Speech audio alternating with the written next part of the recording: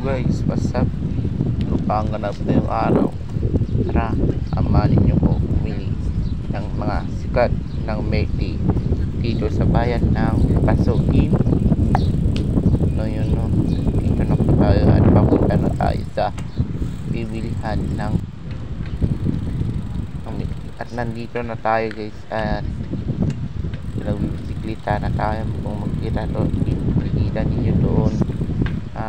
Yun ang pupuntahan natin. Okay. At nandito na nga tayo ng 1128.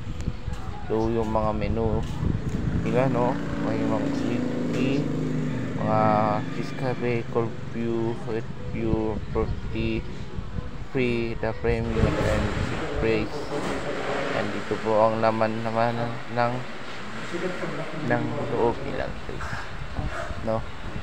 At ang babait din ng mga staff dito sa 1128 at yan, kita ninyo dyan, no, customer platter.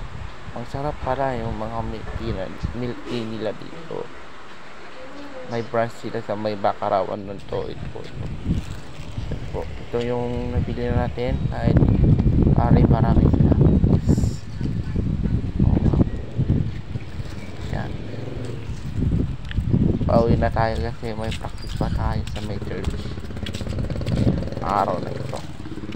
So hanggang dito na lang po muna po na ako magpapaalam, no. See you tomorrow next vlog.